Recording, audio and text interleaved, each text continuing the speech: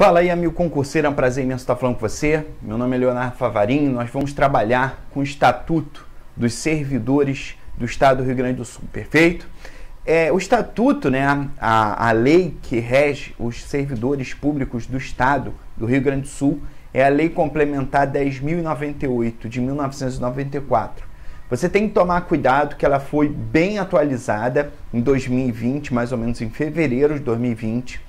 Então você tem que estar com o material bem atualizado, tá? Com bastante cuidado e ver questões, né, anteriores a essa atualização, perfeito? Então eu vou botar aqui para vocês o material bem atualizado, tá? Tem como acessar no Google o Estatuto também e tê-lo atualizado, perfeito? Mas qualquer coisa tem aqui no material e a gente vai trabalhar bastante aqui esse Estatuto, tanto com a teoria, né? E também exercícios, perfeito? E os exercícios que tiverem um pouco desatualizados, a gente vai acertando aqui na aula, tá? Primeira coisa que eu quero que você tenha em mente é que você tem que ter a observação de estudar o artigo 37 da Constituição até o artigo 41, né? Também a gente tem o artigo aqui, por exemplo, o artigo 39, que trata do famoso regime jurídico único dos servidores públicos, né? Seja ele da União, perfeito? E cada ente da federação tem o seu regime jurídico, tá? Regime jurídico significa o quê? Regime, regras, direitos, deveres, obrigações dos servidores, jurídico, disciplinado em lei, e único, uma lei para a administração, para tanto o Poder Executivo, Legislativo, Judiciário, Ministério Público e Tribunal de Contas, né, daquele ente, tá? Jurídico único, tá? Então, daquele ente tem a característica de ser único, o regime jurídico, tá? Então, por exemplo, a União tem o seu regime jurídico único, a Lei 8.112, de 1990, tá? É o regime jurídico único da União, perfeito? E também a gente tem aqui no estado do Rio Grande do Sul a Lei Complementar 10.098. Ela é de 1994, tá? Só para curiosidade. Então, se você pegar a redação originária, você vai ver que tem bastante coisa que tá, na verdade, não está de acordo com a Constituição, beleza? Mas a gente teve uma atualização nela aí em 2020. Cuidado com essa atualização em 2020 aí, tá? Acho que foi em fevereiro mais ou menos. Então fica ligado. Vamos pegar aqui a lei complementar, né, do Estado do Rio Grande do Sul e vamos pegar o artigo 1º, né? Esta lei dispõe sobre o Estatuto e o regime jurídico dos servidores públicos civis do Estado do Rio Grande do Sul, excetuadas as categorias que, por disposição constitucional, devem reger-se por estatuto próprio. O que a gente tem que ter em mente? Primeiro, quando a gente fala em servidor público,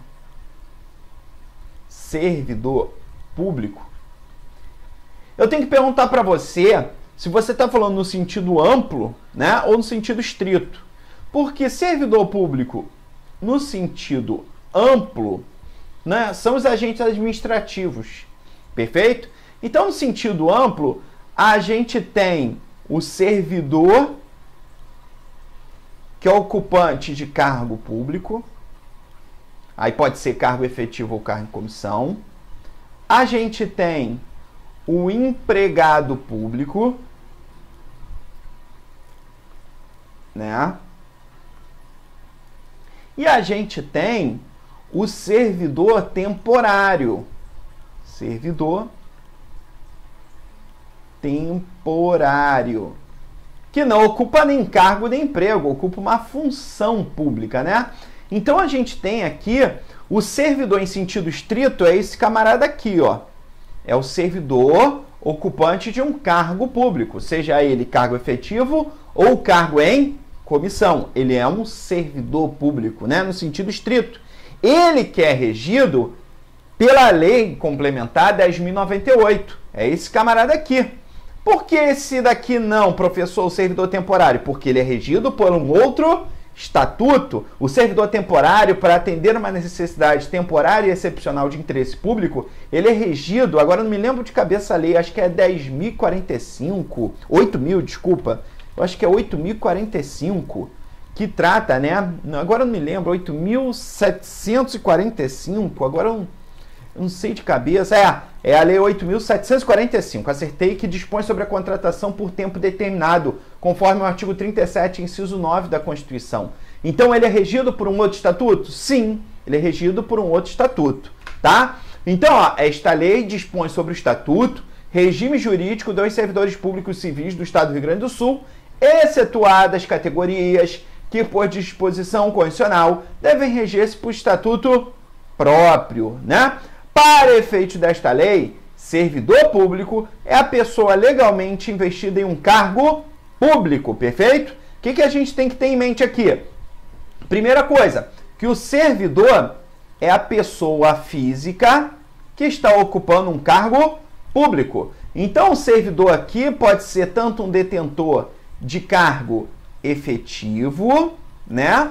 Ou também um cargo em comissão. Ele é considerado o quê? Servidor público. Por quê? Porque ele é um detentor de cargo público. E cargo público é cargo efetivo ou cargo em comissão, aqui conforme a gente está vendo aqui na imagem, né? Cargo efetivo e cargo em comissão, cargo público, logo a pessoa que está ocupando é um servidor público.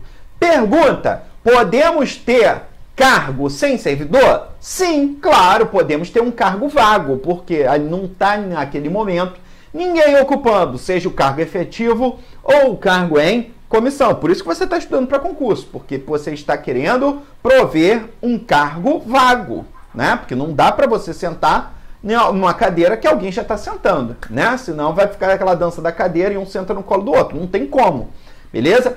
Já a pergunta, também valendo 1 milhão, é se podemos ter um servidor sem cargo. A pergunta é, podemos ter um servidor sem cargo? Sim, um servidor que está em disponibilidade. Naquele momento, ele não está ocupando um cargo público. Perfeito? Os cargos públicos estaduais, acessíveis a todos os brasileiros que preenchem requisitos legais para investidura e aos estrangeiros na forma de lei complementar, são de provimento efetivo e em comissão. O que a gente está vendo aqui? Primeira regrinha, que a Constituição vem falando assim, ó, você é brasileiro. Esse B aqui ficou horrível, deixa eu apagar aqui o B. Olha só, você é brasileiro, você pode fazer concurso público? Pode, brasileiro. Seja ele brasileiro nato ou naturalizado, pode prestar concurso público, perfeito? Salvo os cargos privativos de brasileiro nato. Maravilha? Mas, como regra geral, brasileiro, seja ele nato ou naturalizado, pode ser provido, né? Por exemplo, técnico do Ministério Público do Estado do Rio Grande do Sul, da Secretaria do Estado de Fazenda, né? De Administração, Controladoria, Tribunal de Contas do Rio Grande do Sul, perfeito, tá? Então, seja ele brasileiro nato ou naturalizado, pode ser provido, né? Por meio de concurso público, porque é um requisito. Isso é uma norma de eficácia, ó, bota aí, ó, norma de eficácia contida. Marca essa palavrinha aqui, ó, contida. Por que isso na hora da prova? Porque, na verdade, como regra geral, a Constituição, ela fala que os requisitos vão ser disciplinados por meio de lei. Maravilha? Tranquilo? Beleza, então. Cuidado com isso na hora da prova. Os requisitos têm que ser disciplinados por meio de lei. Então, a pergunta, o edital de concurso público pode criar requisitos diferenciados para essa pessoa ser provida? Pode criar requisitos a mais? Somente o edital? Não. Meramente o ato administrativo não pode criar novos requisitos. Beleza? Somente quem? A lei. Maravilha? Beleza, então. Aí, segundo ponto, é a pergunta em relação aos estrangeiros. E aos estrangeiros na forma da lei, né? Significa dizer o quê? Que se você for estrangeiro, isso daqui é uma norma de eficácia o quê? Limitada. O que eu quero dizer com isso? O que é limitada? Porque a lei que vai disciplinar, vai criar o direito para os estrangeiros. E aqui fala que exige uma lei, o que é? Complementar. Perfeito? Cuidado com isso na hora da prova, meu filho. Isso daqui é uma norma de eficácia limitada porque, por si só, não cria, olha que interessante, não cria direito, né, para o estrangeiro. Significa dizer o quê? Que o estrangeiro só pode prestar concurso se tiver a lei o quê? Complementar disciplinando quais os cargos e qual atividade ele pode exercer. Beleza? Então, cuidado. Tá, professor, e a Lei Complementar 10.098, ela fala quais os cargos que podem ser providos por estrangeiros? Ela não disciplina. Pô, professor, então eu tenho que fazer o quê? Estuda apenas que os estrangeiros podem ser os cargos providos desde que tenha uma lei complementar. Perfeito?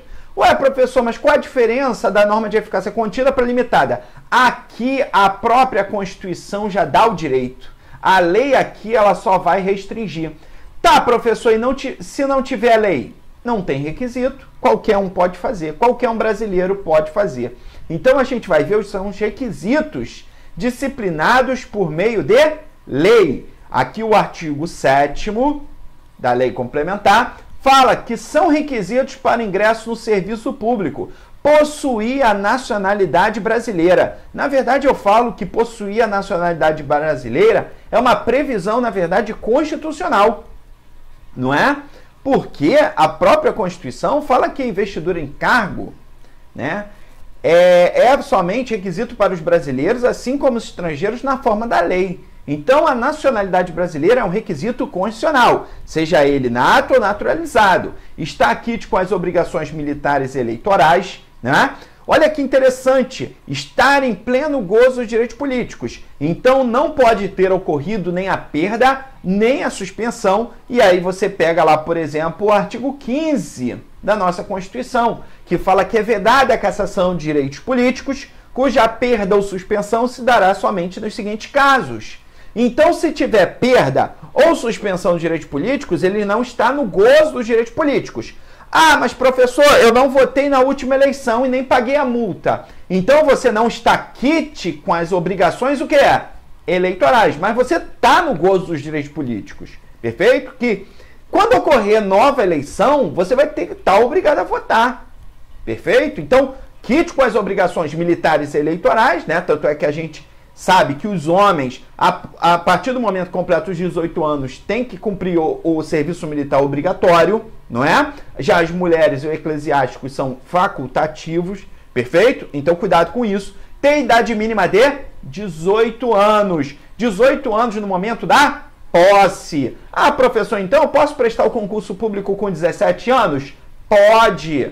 Maravilha? Possuir aptidão física e mental para exercício do cargo. Isso daqui é importante porque a administração pública ela não quer ver se você é saudável ou não, tá, filho? Ela não quer ver se você nossa, ó, está maravilhoso, não. Eu não estou falando isso. Eu estou falando que para o exercício do cargo vocês têm que estar apto. Ah, mas professor, eu tenho pressão alta. Ah, eu tenho diabetes. Gente, não é ser saudável, é você ter a plenitude, né, do exercício do cargo. Então esse problema, essa doença não vai interferir diretamente no exercício do seu cargo, tá? Beleza? O parágrafo 3º vai falar exatamente sobre isso. Para o efeito, e ó, o parágrafo 3º foi incluído pela Lei Complementar 11.836 de 21 de outubro de 2002. Então fica ligado, ó, para efeito do disposto no inciso 4 do caput, né, do artigo 7º, será permitido o ingresso no serviço público estadual de candidatos portadores de doenças referidas no parágrafo 1º do artigo 158, tá? Então, por exemplo, eu peguei lá o artigo 158, parágrafo 1º, consideram-se doenças graves, contagiosas, incuráveis, né, que se refere ao inciso 1 deste artigo, se incapacitantes para exercício de função pública, tuberculose ativa, alienação, né, doença mental, esclerose múltipla, neoplasia maligna, cegueira, perfeito? Então, determinadas doenças podem ser, sim, e elas vão passar para a aptidão física e mental. Então, eles vão pedir, né, que comprove, na verdade, que você vai levar atestado, né, e vai ter uma junta médica oficial para avaliar exatamente, né, é o inciso 1 do parágrafo 3º. Apresente a capacidade para exercício da função pública para o qual selecionados no momento da avaliação médico-pericial. Então, você vai passar por uma avaliação médico-pericial, tá? Continuando. Vamos falar... deixa eu ver aqui rapidinho que eu pulei, ó.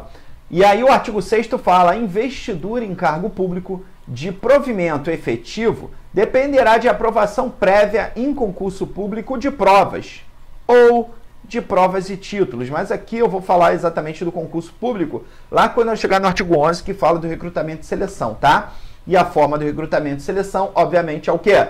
Concurso público, tá? Vamos lá. São formas de provimento de cargo público. Primeiro, a gente tem que observar que a lei, né, ela fala sobre a nomeação, readaptação, reintegração, reversão, aproveitamento e recondução. Se você parar para pensar, não temos aqui propriamente a promoção. Ela não é forma de provimento, né, e nem, obviamente, forma de vacância, perfeito? Então, a gente vai trabalhar muito em relação a isso, tá? E aí, o que você tem que ter em mente? Primeiro, nomeação. Nomeação, você vai colocar aí, é a administração convocando a pessoa para tomar posse do cargo, né? Então, a gente tem a nomeação para provimento efetivo, perfeito? E a gente tem também a nomeação para provimento em cargo em comissão, perfeito? Então, ele vai ser nomeado para um cargo efetivo, tá? Porque ele foi aprovado num concurso público de provas ou de provas e títulos, ou ele vai ocupar um cargo em comissão, porque o cargo em comissão é para a pessoa que está exercendo a função de direção, chefia ou assessoramento. Bota aí, então, cargo em comissão. Na hora da tua prova, pode ser cobrado isso daqui, ó. Primeiro, o cargo em comissão, né, ele é exclusivamente de livre. Bota aí, livre nomeação e de livre exoneração. Perfeito? Tranquilo? Maravilha. Segundo ponto, que os cargos em comissão é para exercício de chefia, tá? Né? Então, direção, chefia, assessoramento. Ele é gerente, ele vai ser diretor, ele vai ser assessor, né? Então, é para exercício de chefia. A gente não pode colocar cargo em comissão para ser professor. Vai ser técnico ministerial, cargo em comissão. Vai ser controlador da controladoria, cargo em comissão. Não é, gente. Perfeito? Isso daí é cargo efetivo. É para uma atividade típica. Perfeito? Segundo ponto, terceiro ponto é que não adquire a estabilidade. Perfeito? Então significa dizer o que? Mas ele está 8 anos lá no cargo em comissão, então ele vai ser estável no cargo em comissão? Não, pelo amor de Deus. Ele não vai adquirir o que? A estabilidade, porque a estabilidade é somente para detentor de cargo o que? Efetivo. Perfeito? E também nos termos do artigo 40, parágrafo 13, ele contribui para o regime geral de previdência social, vulgo INSS. Significa dizer o quê? Que ele é exclusivamente detentor de cargo em comissão, logo ele contribui para o regime geral. Então ele não tem um vínculo propriamente previdenciário com o regime previdenciário do estado do Rio Grande do Sul. Perfeito? E aí você fica ligado, tá? Maravilha, galera? E por último, o que a gente tem que lembrar? Que é o IPERGS, né? IPERGS. É o Instituto de Previdência do Estado do Rio Grande do Sul, IPERGS. E aí, outro ponto também, é que vai ser reservado um percentual previsto em lei, né, para esses cargos em comissão, para os detentores de cargo efetivo. Perfeito? Então vai ser reservado o percentual previsto em lei para os servidores detentores de cargo efetivo. Maravilha? Tranquilo? Isso daí é o exercício do cargo em comissão. Tranquilo? Já a função de confiança, ela tem a característica de ser para chefia, direção, chefia e assessoramento. Também não adquire estabilidade na função de confiança. A função de confiança não é cargo, tá? E é somente para os servidores detentores de cargo efetivo. Beleza? Maravilha? Então, rapidinho falamos de cargo em comissão e função de confiança, tá? Continuando aqui, a gente tem então na hora da tua prova a nomeação, a readaptação, porque a gente vai falar que a readaptação, em determinado momento, o servidor público ele sofre uma doença, né? Seja ela física, mental, para o exercício do cargo. Então ele vai ser colocado em outro cargo, compatível com sua natureza, a sua limitação. Perfeito? Então a gente observa que a readaptação está prevista na lei complementar, lá no artigo, acho que 30... Deixa eu lembrar agora de cabeça. Artigo 30... Agora eu esqueci. Readaptação. Artigo 39, isso. Readaptação é uma forma de investidura, tá? Então você bota aqui readaptação, artigo 39, que a gente vai estar falando da readaptação, tá? Reintegração, o servidor sofreu a penalidade de demissão, tá? E ele pode voltar ao cargo, perfeito? Então é o retorno do servidor ao cargo anteriormente ocupado, né, em consequência de decisão administrativa ou judicial com ressarcimento de prejuízo decorrente do afastamento. Então ele conseguiu converter essa demissão. Isso daí a gente vai falar que está previsto no artigo 43, tá, da lei complementar. Artigo 43, beleza? E aí a gente também tem a reversão. A reversão, você lembra sempre do vovô, do aposentado. É o retorno da atividade do aposentado por invalidez, tá? Quando verificada por junta médica oficial a insubsistência dos motivos que determinaram a sua aposentadoria. Perfeito? Então bota aí, ó. A reversão é do aposentado. Aposentado. É aquele aposentado que foi aposentado por invalidez e começou a tirar foto, né, no Facebook, colocando que está fazendo a meia maratona, né? Ele está fazendo o Ironman. Aí você, ué, caramba, ele foi aposentado por invalidez porque ele não pode vir trabalhar, mas ele está correndo a maratona de São Silvestre? Não, né? Então, nesse caso, vamos convocar o servidor para fazer uma nova avaliação nele. E foi comprovado que ele ficou curado do seu problema, né, que foi aposentado por invalidez. Logo, ele vai voltar ao serviço. Beleza? Maravilha, então. Fica ligado nisso. Aproveitamento, eu já meio que falei no começo, que é o servidor que está em disponibilidade. Maravilha? Tranquilo? Então, a gente vai falar que é o servidor que está em disponibilidade, ele está aguardando um cargo público, então ele vai ser aproveitado. Perfeito?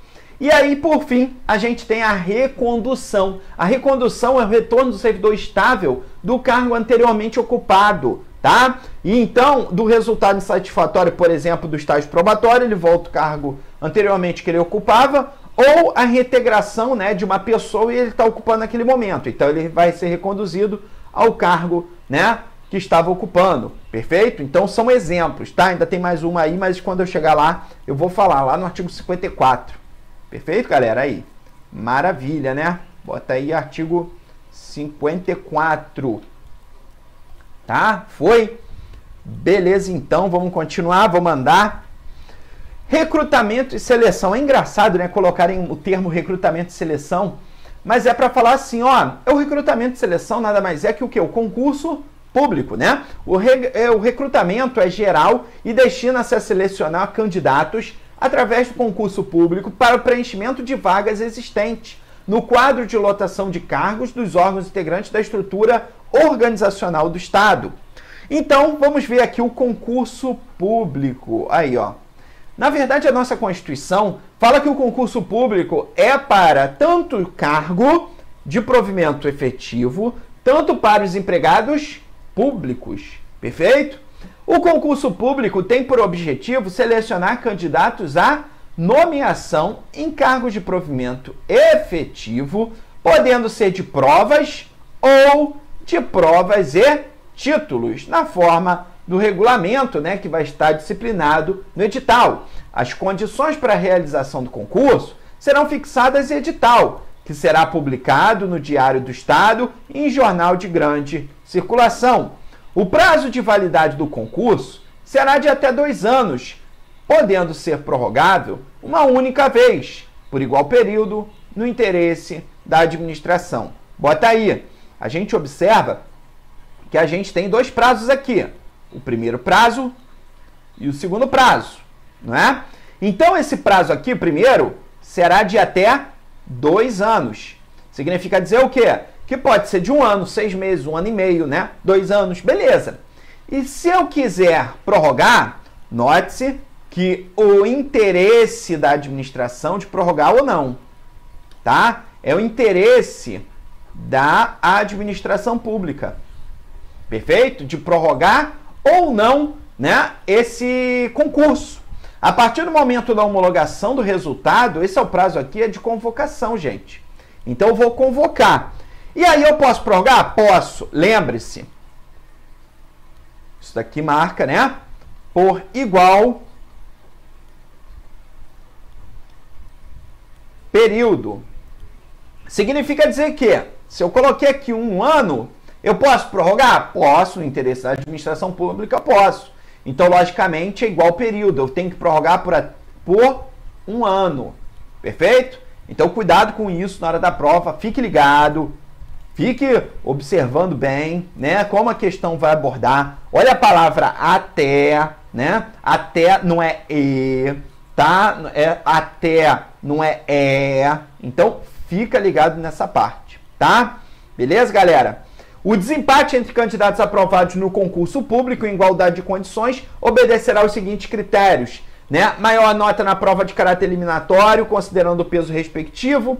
Maior nota na caráter classificatório, se houver, prevalecendo que tiver maior peso, né? E sorteio público, que será divulgado através do edital publicado na imprensa com antecedência mínima de 3 dias úteis da sua realização, tá? Então, enquanto houver candidato aprovado em concurso público, com prazo de validade não expirado, em condições de serem nomeados, não será aberto novo concurso para o mesmo cargo. Então, cuidado, se tiver alguém aqui, ainda com perspectiva de ser nomeado, não pode ser aberto novo concurso público, perfeito?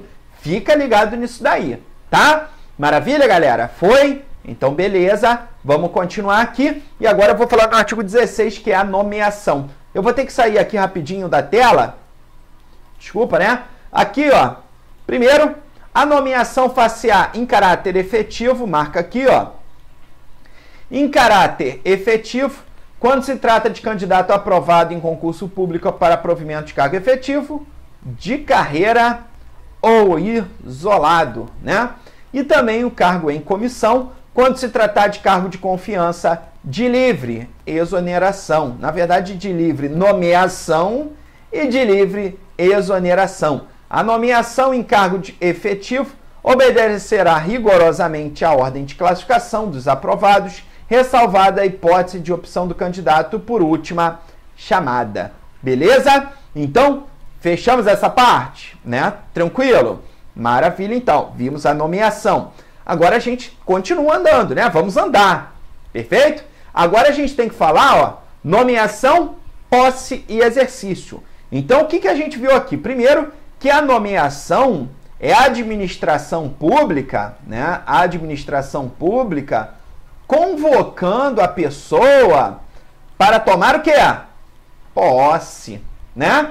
Logicamente, então a nomeação, né, obedecendo à ordem de classificação, se for cargo de provimento efetivo, o concurso público de provas ou de provas e títulos, tudo bonitinho, foi nomeado e ele tem um prazo de 15 dias, bota aí, ó, prazo de 15 dias para tomar posse, ó. A posse é a aceitação expressa do cargo, formalizada com a assinatura do termo no prazo de 15 dias, a contar da nomeação, prorrogável por igual período a pedido do interessado. Então, o que a gente observa? 15 dias podendo ser prorrogado? Sim, pode ser prorrogado a pedido do interessado. Então, o fulano, o Leonardo, foi nomeado. Neste caso, eu tenho 15 dias para tomar posse, beleza? Porém, dentro desses 15 dias, eu vou pedir, né, para prorrogar por igual período, por mais 15 dias, tá? Beleza? Maravilha. Mas eu tenho que prorrogar dentro desse período de 15 dias, tá? Perdeu o período de 15 dias, já era, não vai prorrogar uma coisa que já acabou, tá? Quando se tratar de servidor legalmente afastado do exercício do cargo, o prazo para a posse começará a fluir a partir do término do afastamento e a posse poderá ser mediante procuração específica. Interessante, né, que a posse não é personalíssima, pode ocorrer posse, tá? Por outra pessoa, tá? E no ato da posse, o servidor deve apresentar declaração quanto ao exercício ou não de outro cargo. Então, ele vai preencher uma folhinha falando se ele está ocupando um cargo, né? Outro cargo, e vai emprego ou função, tá? Ainda tem que lembrar disso. Cargo, emprego ou função pública, porque tem que passar pelo processo para ver se a acumulação é lícita. Tá? Se a posse não der no prazo dos 15 dias, podendo ser prorrogável, torna-se sem efeito essa nomeação. Significa dizer o quê? Que a administração pública te chamou, porém você não foi assumir, beleza? Já o artigo 21 fala que é competente para dar posse o governador, aos titulares de cargo imediatamente de confiança e os secretários de Estado, dirigente, né? Diretamente ligados ao chefe do executivo e aos seus subordinados hierárquicos. Beleza? É claro que no Poder Legislativo a gente tem o presidente da Assembleia Legislativa, no Ministério Público a gente tem o Procurador-Geral de Justiça, né? No Tribunal de Contas a gente tem o presidente do Tribunal, perfeito? E essas são as pessoas legalmente habilitadas para dar posse ao exercício do cargo em comissão e também cargo efetivo, beleza? E exercício? Exercício já é efetivamente o trabalho, o desempenho do servidor.